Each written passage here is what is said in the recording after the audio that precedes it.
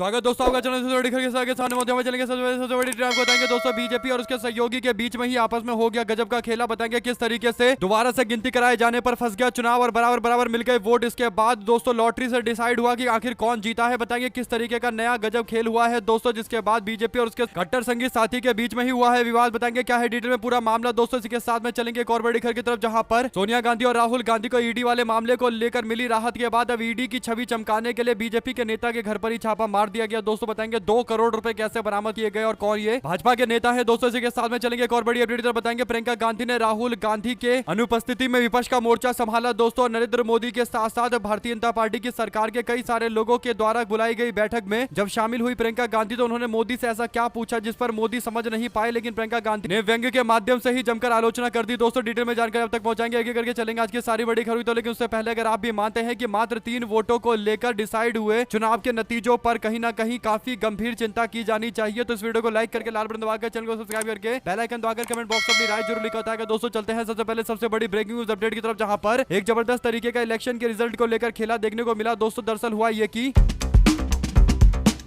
पंजाब में ब्लॉक समिति और पंचायत के चुनाव में नतीजे सामने आए दोस्तों। अलग अलग पार्टियों को मिले सीटों को लेकर जो आंकड़े आ रहे हैं उसके अनुसार आम आदमी पार्टी और कांग्रेस पार्टी को सबसे ज्यादा सीटें मिली है। ऐसे में दोस्तों फाजिल्का जिले के अंदर एक सीट को लेकर एक गजब नजारा देखने को मिला। दरअसल हुआ ऐसा कि फाजिल्का जिले के अंदर दलमीर खेड़ा सीट पर मतदान होने के बाद मतगणना के बाद रिजल्ट कुछ ऐसा आया दोस्तों जिससे सब आश्चर्य हो गए। दरअसल पहले जो रिजल्ट आया उसमें शिरोमणि अकाली दल के नेता और प्रत्याशी जज सिंह को सबसे ज्यादा वोट मिला और भारतीय जनता पार्टी के प्रत्याशी गुरमीत सिंह से उनको 3 ज्यादा वोट मिला, जिसके कारण वो सीट जीत गए। हालांकि बीजेपी के उम्मीदवार ने फिर दोबारा से मतगणना यानी काउंटिंग कराने की मांग की, जिसके बाद जब दोबारा काउंटिंग कराई गई तो पता चला कि दोनों उम्मीदवारों को 734 वोट मिले हुए हैं। इसके बाद लॉटरी के माध्यम से कौन जीता कौन हारेगा ये फैसला तय किया गया दोस्तों। आपको बता दें कि जब ये तय किया गया कि रिजल्ट तो बनाना ही पड़ेगा, यानी किसी ना किसी को तो जीतना किसी को हारता हुआ दिखाना पड़ेगा। इसके बाद लॉटरी निकाला गया और लॉटरी के अंदर जो स्थिति निकली दोस्तों उसके अनुसार शिरोमणि अकाली दल के उम्मीदवार एक बार फिर से जीत गए दोस्तों। लेकिन शिरोमणि अकाली दल के उम्मीदवार ने साफ तौर पर कह दिया कि वो अपनी जीत को लॉटरी के तौर पर जीत नहीं मानेंगे और उन्होंने कह दिया साफ तौर पर कि उनकी जो जीत हुई है वो वोटों के अंतर से हुई है। 3 वोट से उनको जीत मिला है। हालांकि प्रशासन इस बात को मानने को तैयार नहीं है दोस्तों। उनको लिखना तो पड़ेगा तरीका कि कैसे जीत हुई है, लेकिन जीते हुए उम्मीदवार चाहते हैं कि उनको वोटों के अंतर से जीत मिली है, ये बात तय होना चाहिए। हालांकि भाजपा के उम्मीदवार के बोलने के बाद दोबारा से रिकाउंटिंग कराकर 734 वोट जो दिखाया गया, इसे लेकर भी अब सवाल खड़ा हो चुका है। अगर आप भी मानते हैं कि इस मामले पर संज्ञान लेकर चुनाव आयोग को जांच पड़ताल करनी चाहिए कि आखिर 3 वोट से जीते हुए उम्मीदवार को दोबारा से गिनती में कैसे बीजेपी के उम्मीदवार के बराबर कर दिया जाता है। अगर चुनाव का नतीजा कुछ और आ जाता लॉटरी में तो फिर क्या शिरोमणि अकाली दल के उम्मीदवार इसको मानते या फिर किसी भी तरीके से क्या ये जस्टिफाई हो पाता है, ये एक सबसे बड़ा सवाल है दोस्तों। अगर आप भी मानते हैं कि ये तो दुर्भाग्यपूर्ण है कि एक जीते हुए उम्मीदवार को दोबारा से रिकाउंटिंग करवाकर बराबर बताकर उसके बाद लॉटरी के माध्यम से उसको जीता हुआ बताया जा रहा है। अगर आप भी मानते हैं कि ये जीतने वाले उम्मीदवार शिरोमणि अकाली दल के उम्मीदवार का अपमान है, जज सिंह का अपमान है, तो अपनी राय जरूर बताएगा दोस्तों। ज्यादा से ज्यादा वीडियो को शेयर कीजिएगा। चलते हैं एक और बड़ी अपडेट की तरफ, जहां पर नेशनल हेराल्ड वाले मामले को लेकर सोनिया गांधी और राहुल गांधी को मिली जोरदार तरीके की सफलता के बाद आखिरकार हरियाणा के अंदर ईडी के द्वारा एक ऐसी कार्रवाई की गई है दोस्तों जिसे साफ तौर पर कहा जा सकता है कि अपनी छवि को बनाने के प्रयास के कारण ही इस तरीके की कार्रवाई की जा रही है। आपको बता दें कि हरियाणा और पंजाब के अंदर डंकी रूट के माध्यम से विदेश भेजे जाने वाले सिंडिकेट पर प्रवर्तन निदेशालय यानी ईडी ने अब तक की सबसे बड़ी कार्रवाई की है। जालंधर के जोनल ऑफिस में टीम पहुंची थी और जोरदार तरीके से हरियाणा के पानीपत के साथ साथ पोहावा समेत दिल्ली और पंजाब के 13 ठिकानों पर छापेमारी की गई। इस कार्रवाई में पानीपत के आहरकुराना गाँव के अंदर बीजेपी के नेता बलवान शर्मा और उनके करीबियों के यहाँ भी छापेमारी की गई दोस्तों। कुल मिलाकर भारतीय जनता पार्टी के नेता यहाँ जो छापेमारी की जा रही है केवल नाम मात्र के लिए की जा रही है। ऐसा इसलिए किया जा रहा है ताकि कहीं ना कहीं एक मैसेज जाए कि भारतीय जनता पार्टी के नेताओं को भी ईडी के द्वारा छोड़ा नहीं जाता। ईडी एक निष्पक्ष संस्थान है, यानी अपने इमेज को बचाने के लिए उसे मेक ओवर करने के लिए इस तरीके के प्रयास किए जा रहे हैं। अगर आप भी मानते हैं कि ईडी की कार्रवाई केवल फॉर्मेलिटी के लिए है, जिसे आई वॉश इंग्लिश में कहा जाता है, केवल आंख पोंछने के लिए ऐसा किया जा रहा है ताकि खुद की इमेज को बचाया जा सके, तो अपनी राय जरूर लिख कर बताएगा। इसी के साथ में चलते हैं एक और बिग न्यूज अपडेट की तरफ दोस्तों, जहां पर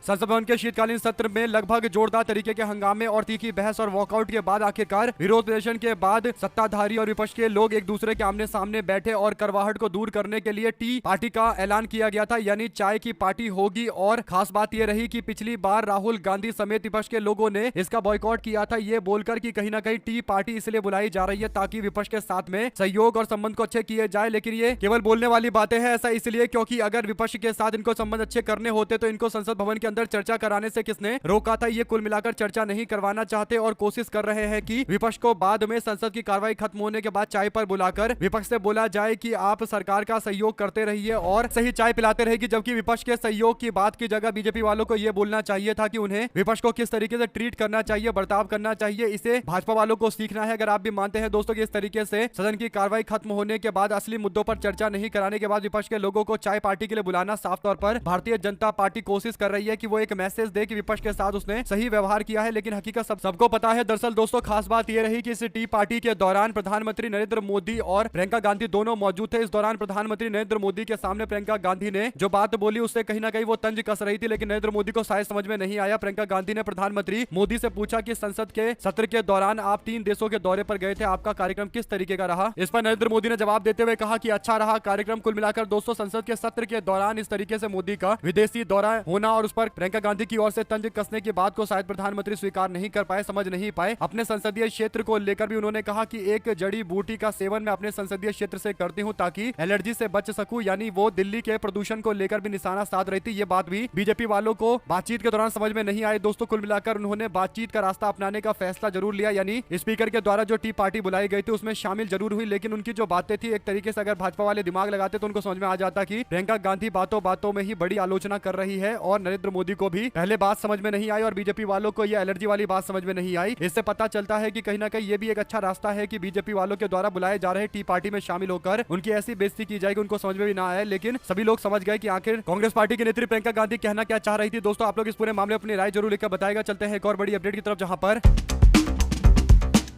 तमिलनाडु के मुख्यमंत्री एमके स्टालिन की पार्टी डीएमके पार्टी और धर्मनिरपेक्ष प्रगतिशील गठबंधन के केंद्र की बीजेपी सरकार द्वारा मनरेगा योजना को खत्म करने के फैसले का कड़ा विरोध करते हुए 24 दिसंबर को सुबह 10 बजे चेन्नई समेत पूरे तमिलनाडु के अंदर हर जिले के अंदर विरोध का ऐलान किया गया है। 10 बजे चेन्नई सहित पूरे राज्य भर के अंदर हर जिले के अंदर विरोध प्रदर्शन किया जाएगा। ये प्रदर्शन केंद्र सरकार के कदम की निंदा करने के साथ ही इस कदम के लिए यानी मनरेगा योजना को हटाकर जो विकसित भारत जी राम जी योजना लेकर आया गया है उसका समर्थन करने पर एआईएडीएमके का भी विरोध किया जाएगा। डीएमके का आरोप है कि केंद्र सरकार मनरेगा में संशोधन के नाम पर उसे खत्म करने की कोशिश कर रही है, ग्रामीणों की आजीविका पर सीधा हमला कर रही है। उसके साथ ही परियोजना के काम में बाधा डाला जा रहा है, वित्तीय आवंटन में कटौती की जा रही है, राज्यों पर आर्थिक बोझ बढ़ाया जा रहा है, कार्य दिवसों और लाभार्थियों की संख्या घटाई जा रही है। पार्टी ने महात्मा गांधी का नाम हटाने और हिंदी थोपने जैसे भी गंभीर आरोप लगाए, यानी पहले एमजी नरेगा नाम था, महात्मा गांधी शब्द का इस्तेमाल किया गया जो किसी एक व्यक्ति का नाम था, यानी दोस्तों महात्मा गांधी देश के राष्ट्रपिता का नाम था और उसके बाद नरेगा योजना लिखा हुआ था, यानी नेशनल रूरल एम्प्लॉयमेंट एक्ट करके था। इससे पता चलता है कि कहीं ना कहीं पूरा इंग्लिश और महात्मा गांधी के शब्द का इस्तेमाल करके योजना का नाम रखा गया था, लेकिन अब तो विकसित भारत शब्द का इस्तेमाल किया गया, जी राम जी योजना का नाम रखा गया है, तो पूरा का पूरा लगभग हिंदी ही है। तो इससे कहीं ना कहीं तमिलनाडु के राज्य की पार्टियों को भी दिक्कतें होंगी। दोस्तों उन्होंने जमकर आलोचना की है और राज्य के अलग अलग जिलों के अंदर एक साथ विरोध करने का ऐलान किया है। अगर आप भी मानते हैं कि 24 तारीख को ये जो विरोध का ऐलान किया गया है इसका असर तमिलनाडु में व्यापक तौर पर देखने को मिलेगा और अलग अलग राज्यों के अंदर प्रदर्शन और बड़े स्तर पर हो सकता है, तो 2 शब्द जरूर लिखकर बताएगा। ज्यादा से ज्यादा वीडियो को शेयर कीजिएगा। चलते हैं एक और बड़ी अपडेट की तरफ दोस्तों, जहां पर वीबीजी ग्राम जी बिल के पास होने के बाद संसद के अंदर जोरदार तरीके का प्रदर्शन हुआ। इस बिल पर लोकसभा में 18 घंटे और राज्यसभा में 14 घंटे बहस होती रही। दोनों सदनों में विपक्ष के लोगों ने वॉकआउट करना शुरू कर दिया और टीएमसी के सांसद और संसद में कई सारे और विपक्ष के सांसदों ने मकर द्वार पर यानी संसद भवन के मकर द्वार पर रात भर धरना देकर बैठने का फैसला लिया। बीच बीच में हम होंगे कामयाब के नारे लगाए गए। सत्र खत्म होने के बाद लोकसभा के स्पीकर ओम बिरला के चैम्बर में चाय को लेकर चर्चा हुई, जिसमें प्रधानमंत्री नरेंद्र मोदी और प्रियंका गांधी समेत कई सारे वरिष्ठ नेता मौजूद रहे। इस दौरान सभी के सभी ठहाके लगाते हुए दिखाई दिए। साथ साथ दोस्तों तमिलनाडु के अंदर एसआईआर से 97 लाख लोगों के नाम काटे गए हैं, इस तरीके की रिपोर्टें आई है। आपको बता दें कि एसआईआर से पहले राज्य में वोटर्स की संख्या 6 करोड़ 41 लाख हुआ करती थी, जो घटकर अब 5 करोड़ 43 लाख हो गई है। राज्य में पुरुषों की संख्या 2 करोड़ 66 लाख है और महिलाओं की संख्या 2 करोड़ 77 लाख है, यानी महिलाओं की संख्या पुरुषों की तुलना में ज्यादा है। 7191 ट्रांसजेंडर भी है। चेन्नई में सबसे ज्यादा 14 लाख वोटर्स के नाम हटाए गए हैं। पहले यहां पर 40 लाख वोटर्स हुआ करते थे, अब घटकर मात्र 25 लाख बच गए हैं। कोयम्बटूर के अंदर 65 लाख और डीडी गुल में 23 लाख नाम काटे गए हैं, यानी बड़े स्तर पर नाम काटे गए हैं। दोस्तों गुजरात की एसआईआर को भी जारी कर दिया गया है। 73 लाख के आसपास वोटर्स के नाम कम हुए हैं। राज्य में पहले 5 करोड़ 8 लाख के आसपास मतदाता वोटर्स रजिस्टर्ड थे, अब घटकर 4 करोड़ 34 लाख रह गए। अगर यदि किसी मतदाता का नाम ड्राफ्ट लिस्ट में नहीं है तो वो 18 जनवरी को ऑब्जेक्शन कर सकता है, यानी 18 जनवरी तक ऑब्जेक्शन दिखा सकता है। आप लोग इस पर क्या प्रतिक्रिया देना चाहते हैं लिखकर जरूर बताएगा। इसके अलावा पश्चिम बंगाल के अंदर भी मतदाता सूची में केवल 58 लाख लोगों के नाम कटने से कहीं ना कहीं बीजेपी वाले चौंके हुए हैं कि आखिर जिस पश्चिम बंगाल को लेकर वो दावा करते हैं कि पूरे बंगाल में घुसपैठी भरे हुए हैं, वहां पर तो नाम नहीं कट रहे। एक तरीके से जो बीजेपी की थ्योरी है कि पश्चिम बंगाल के अंदर बड़े स्तर पर घुसपैठी है, वो थ्योरी एक बार फिर से फेल हो गई है। दो शब्द इस मामले पर लिखकर जरूर बताएगा। दोस्तों चलते हैं एक और बड़ी अपडेट की तरफ, जहां पर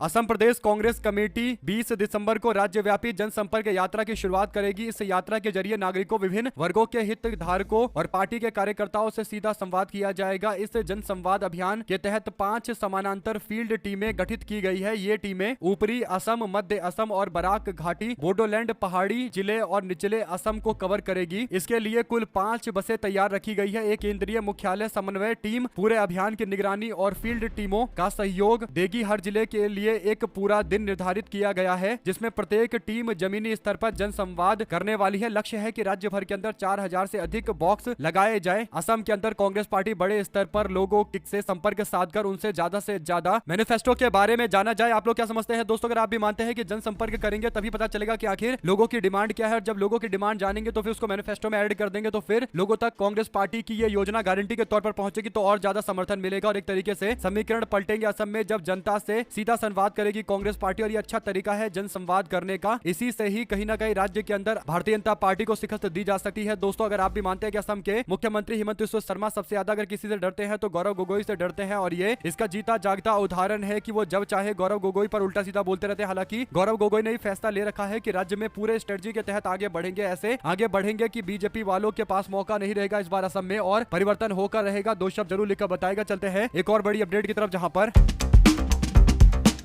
मुंबई के नगर निगम यानी बीएमसी के चुनाव के लिए भाजपा और शिवसेना शिंदे गुट के बीच में सीट आवंटन को लेकर चर्चा चल रही है। जानकारी मिली है कि बीजेपी ने इस चर्चा में शिंदे गुट के सामने एक मुश्किल खड़ी कर दी है। शिंदे गुट ने 125 सीटों की मांग की है, वहीं पर बीजेपी ने पहली ही बैठक में 52 सीटें देने का प्रस्ताव रखा। भाजपा ने शिंदे गुट की अन्य सीटों की मांगों को खारिज कर दिया। इस तरह शिंदे गुट में बेचैनी बढ़ गई है। सूत्रों के अनुसार शिवसेना प्रमुख शिंदे कोई बड़ा फैसला ले सकते हैं, उनके ऊपर दबाव बनाया जा रहा है। 227 सीटों में से उनको केवल 52 सीटें लड़ने के लिए दिया जा रहा है, जबकि वो 125 सीटों की डिमांड कर रहे हैं। ऐसे में भारतीय जनता पार्टी असेंबली चुनाव की तरह एक बार फिर से शिंदे को धोखा देने की कोशिश कर रही है दोस्तों, लेकिन शिंदे मानते हुए नजर नहीं आएंगे। और इसका सीधा मतलब यह है कि बीएमसी के चुनाव में अगर शिंदे कमजोर पड़े तो आने वाले दिनों के अंदर शिंदे की राजनीति लगभग खत्म हो जाएगी, और इसीलिए शिंदे नहीं चाहते कि कम सीटों पर वो चुनाव लड़े। अगर शिंदे कम सीटों पर चुनाव नहीं लड़ते तो उनके पास क्या विकल्प है? भारतीय जनता पार्टी केवल 52 सीटें देने को तैयार है, तो फिर उनको अलग होना पड़ेगा और अपना रास्ता खुद का बनाना पड़ेगा। अगर वो खुद का रास्ता बनाएंगे तभी दिशा नहीं उनकी पार्टी को मिलेगी। हालांकि दोस्तों इस बार जिस तरीके से बीएमसी का चुनाव शिवसेना, यूबीटी और उनके साथ में एमएनएस के लोग लड़ रहे हैं, कहीं ना कहीं शिंदे की पार्टी की राजनीति को खत्म करने की एक बड़ी तैयारी चल रही है दोस्तों। और अंदर खाने बीजेपी भी शिवसेना और राज ठाकरे के साथ में खड़ी नजर आने लगी है। दो शब्द जरूर लिखकर बताएगा अगर आप भी मानते हैं कि आज नहीं तो कल जरूर भागेंगे, क्योंकि शिंदे का गुजारा बीजेपी के साथ होगा नहीं। भाजपा ने शिंदे को लगभग राजनीति से आउटडोर कर दिया है, बाहर कर दिया है। इसी के साथ में चलते हैं एक और बिग ब्रेकिंग अपडेट की तरफ दोस्तों, जहां पर संसद के शीतकालीन सत्र शुक्रवार को समाप्त हो गया दोस्तों, लेकिन दिल्ली और उत्तर भारत के अंदर गंभीर वायु प्रदूषण को लेकर चर्चा नहीं हो सकी। दिल्ली और एनसीआर में जहरीली हवा को लेकर परेशानी काफी ज्यादा देखने को मिली। इस बीच कांग्रेस पार्टी ने वायु प्रदूषण को लेकर एक बार फिर से बीजेपी सरकार को घेरा। कांग्रेस पार्टी के नेता जयराम रमेश ने कहा कि ये विंटर सेशन नहीं, प्रदूषण का सेशन था। ये हैरान करने वाली बात थी। कल सरकार की ओर से सदन में जवाब दिया जाता है कि प्रदूषण और फेफड़ों की क्षति के बीच में कोई रिश्ता नहीं है, प्रदूषण का फेफड़ों पर कोई असर नहीं पड़ता। ये आश्चर्यजनक बात है। ये कैसी सरकार है, किस दुनिया में रह रही है कि सारे तथ्यों को नकार देते हैं? यानी इतना गंभीर मामला है और ये लोग इस तथ्य को भी नकार रहे हैं कि 14 इलाकों के अंदर 400 के पार पहुंच चुका है AQI, और दिल्ली में औसतन AQI 346 के आसपास है, यानी एवरेज 346, और परपड़गंज की बात करें तो 470 तक AQI पहुंच चुका है। ऐसे में दोस्तों प्रदूषण का इतने बड़े लेवल पर पहुंच जाने के बावजूद बीजेपी की सरकार के लोग इस बात को मानने को तैयार नहीं है और कहते हैं कि AQI का लेवल बढ़ जाने यानी प्रदूषण के हो जाने से फेफड़ों का कोई रिलेशन नहीं है, फेफड़ों के खराब होने का कोई रिलेशन नहीं है। दो शब्द जरूर लिखकर बताएगा बीजेपी सरकार के इस तरीके के दावे पर, और जयराम रमेश ने जो फटकार लगाई है एकदम सही किया है, तो अपनी राय जरूर लिखकर बताएगा दोस्तों। अगर आप भी मानते हैं कि जो बातें, जो बड़बोलापन बीजेपी के लोग खासकर प्रदूषण को लेकर दिखाते हैं, कहीं ना कहीं भारत के लोगों को नुकसान पहुंचा रहा है, और जल्द से जल्द ऐसी बयानबाजी पर तत्काल प्रभाव से रोक लगनी चाहिए। साथ साथ आगे वो कहते हैं कि सत्र के पहले एक औपचारिक सर्वदलीय बैठक बुलाई जाती है, जिसमें यह चर्चा होती है कि विपक्ष सदन के अंदर क्या मुद्दे उठाना चाहता है और सरकार कौन से विधेयक लेकर आना चाहती है। इसी के अनुसार हम लोगों ने अपना मुद्दा उठाया था। सरकार 14 विधेयक पेश करती है, जिसमें से 12 मुख्य मुख्य होंगे। आश्चर्य की बात है कि इस सदन में 5 विधेयक लाए ही नहीं गए। ऐसे में सरकार के द्वारा पहले से इनकी जानकारी देने का कोई मतलब नहीं है। कांग्रेस पार्टी के महासचिव जयराम रमेश के द्वारा जो ये बातें बोली गई है दोस्तों, अगर आप भी मानते हैं एकदम सही बोल रहे हैं। अगर वादा किया गया था, विपक्ष से पूछा गया था और बताया भी गया था विपक्ष को कि कौन कौन से कानून आएंगे, तो फिर उसके हिसाब से ही कानून लेकर आना चाहिए था। जो मुख्य 5 बड़े कानून थे लेकर आने की बात कही गई थी, तो फिर उसे छुपाया क्यों गया? कानून क्यों नहीं लेकर आए ताकि विपक्ष अपनी बातें रख सके? और वैसे भी दोस्तों सदन की कार्रवाई चलाने का काम सरकार का है और विपक्ष पूरा सहयोग देने को भी तैयार है। इसके बावजूद विपक्ष की बातें तो बिल्कुल सुनी नहीं जा रही। तो विपक्ष कह रहा है कि हम जिन मामलों को लेकर प्रदर्शन कर रहे थे उस पर कोई भी सुनवाई नहीं हुई और कानून जो मुख्य थे जिस पर हम चर्चा करना चाहते थे वो 5 विधेयक तो इन्होंने पेश भी नहीं करे। ऐसे में दोस्तों आप लोग क्या कहना चाहते हैं? अपनी राय जरूर लेकर बताएगा। चलते हैं एक और अपडेट की तरफ, जिसमें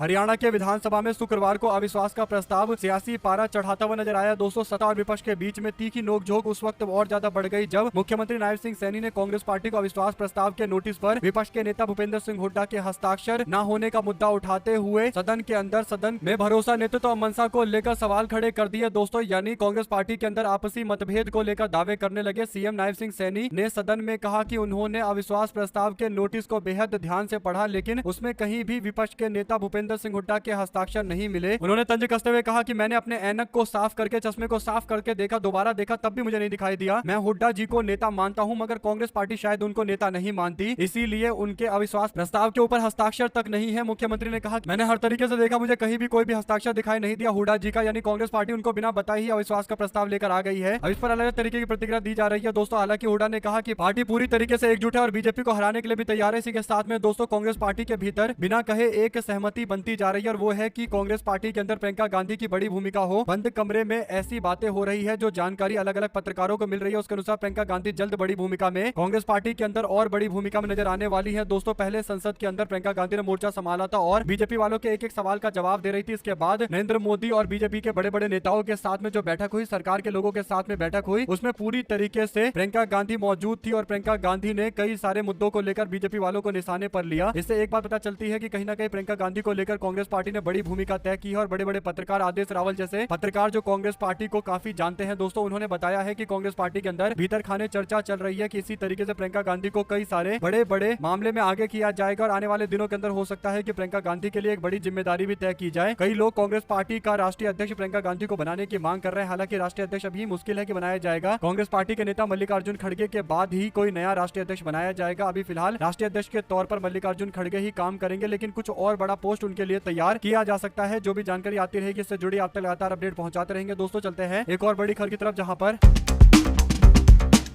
नेता प्रतिपक्ष राहुल गांधी जर्मनी के वाइस चांसलर से मुलाकात करने के लिए, सार्थक संवाद करने के लिए पहुंचते हैं। दोस्तों आपको बता दें कि राहुल गांधी के साथ में इनकी तस्वीर देखी जा रही है, जिसमें राहुल गांधी भारत के कुर्ता पजामा और काले कलर की नेहरू जैकेट में है दोस्तों। और इस दौरान राहुल गांधी अभी जो दुनिया भर के अंदर कई सारे बड़े मुद्दे हैं उस पर लगातार जर्मनी में चर्चा कर रहे हैं। जर्मनी देश के बड़े बड़े लोगों से राहुल गांधी की चर्चा हो रही है, कभी वाइस चांसलर के साथ में, कभी बड़े बड़े राजनेता जो विपक्ष में है या सत्ता पक्ष में, उन सबसे मुलाकात हो रही है। जर्मनी में राहुल गांधी ओवरसीज कांग्रेस यानी कांग्रेस पार्टी का वो संगठन जो भारतीय बाहर रहते हैं उनसे जुड़ा हुआ है, उनसे बात करने के लिए राहुल गांधी जर्मनी के दौरे पर, बर्लिन के दौरे पर गए हैं। दोस्तों अलग अलग तस्वीरें राहुल गांधी की दिखाई जा रही है, जिसमें राहुल गांधी कभी जर्मनी के कार बनाने वाली कंपनी के यहाँ जाते हैं यानी BMW के मैन्युफैक्चरिंग यूनिट में चले जाते हैं, कभी कहीं और जाते हैं। दोस्तों कुल मिलाकर राहुल गांधी दुनिया भर के कई सारे मुद्दे को लेकर अपनी राय रखते हैं दोस्तों। और विदेश में ओवरसीज कांग्रेस के लोगों से मुलाकात जब करेंगे तो राहुल गांधी भारत को लेकर भी विस्तृत चर्चा करने वाले हैं, यानी विदेश में रहने वाले भारतीय भारत के बारे में क्या सोचते हैं, वो किस तरीके का भारत देखना चाहते हैं, इस बारे में चर्चा राहुल गांधी कर रहे हैं। साथ साथ दोस्तों रायपुर के अंदर बिल्डर के ठिकाने पर ईडी ने रेड मारी है, जिसमें 30 ठिकानों पर दबिश करके 2434 करोड़ की मनी लॉन्ड्रिंग के केस के मामले को लेकर आगे बढ़ा जा रहा है। इसमें रायपुर, मुंबई, नासिक, बेंगलुरु समेत 30 से ज्यादा ठिकानों पर यह कार्रवाई की गई है। आप लोग क्या कहना चाहते हैं? अगर आप भी मानते हैं दोस्तों कि ईडी की ये जो कार्रवाइयां चल रही है, इन कार्रवाइयों को लेकर एक बात जो सबके मन में हमेशा से रहता है वो ये कि अगर ईडी वाले कोई कार्रवाई करेंगे तब भी क्या कोई न्याय मिल पाएगा, क्योंकि ज्यादातर जो मामले ईडी ने हाल फिलहाल में दर्ज किए हैं उनमें न्याय तो नहीं ही मिल पाया है। केवल 6% ही ऐसे लोग हैं जो लोग ईडी की कार्रवाई में एकदम गलत साबित हुए हैं, बाकियों के ऊपर तो कोई एक्शन ही नहीं हो पा रहा दोस्तों। ज्यादातर जो राजनेता है वो विपक्ष के लोग हैं जिनके ऊपर सबसे ज्यादा एक्शन हुआ है। बाकी बीजेपी के नेताओं के ऊपर एक्शन करने से पहले कहीं ना कहीं हिचकिचाते हुए नजर आते हैं डिपार्टमेंट वाले, और इसीलिए ईडी वालों को लेकर सवाल और ज्यादा गहराता है दोस्तों। अगर आप भी मानते हैं कि ईडी एक ऐसी संस्थान बन चुकी है जिसकी छवि अब भारत क्या दुनिया भर के अंदर खराब हो चुकी है, सबको पता है कि ईडी कार्रवाई कैसे करती है। ईडी ने 1000 के आसपास करोड़ रुपए के घोटाले के मामले में कई तरीके के कई बड़े बड़े अब क्रिकेटरों को भी नोटिस भेजना शुरू कर दिया, और कईयों के तो अब संपत्तियां भी जब्त करने का काम शुरू कर दिया गया है। जो जानकारी उसके अनुसार ईडी ने एक अवैध सट्टाबाजी ऐप से जुड़े धन शोधन के मामले में पूर्व भारतीय क्रिकेटर युवराज सिंह, रॉबिन उथप्पा समेत तृणमूल कांग्रेस की पूर्व सांसद मिमी चक्रवर्ती और अभिनेता सोनू सूद की संपत्ति को कुर्क कर दिया है दोस्तों, जिनकी अनुमानित कीमत 1000 करोड़ से अधिक की है। ईडी के आधिकारिक सूत्रों ने बताया है कि केंद्रीय जांच एजेंसी ईडी के द्वारा धन शोधन रोकथाम अधिनियम पीएमएलए के तहत अंतरिम आदेश जारी करने के बाद अभिनेता नेहा शर्मा मॉडल है और अभिनेत्री उर्वशी रौतेला की मां और बांग्ला अभिनेत्री अंकुश हजारा की संपत्ति को भी कुर्क किया जा सकता है। तो कई तरीके के बड़े बड़े उद्योगपति है जिनके ऊपर एक्शन हो रहा है। हमारे साथ लगातार जुड़े दोस्तों का बहुत बहुत धन्यवाद। आप लोग देख रहे थे, आपको जय हिंद जय भारत। यहाँ से वीडियो को शेयर कीजिएगा दोस्तों, बहुत धन्यवाद।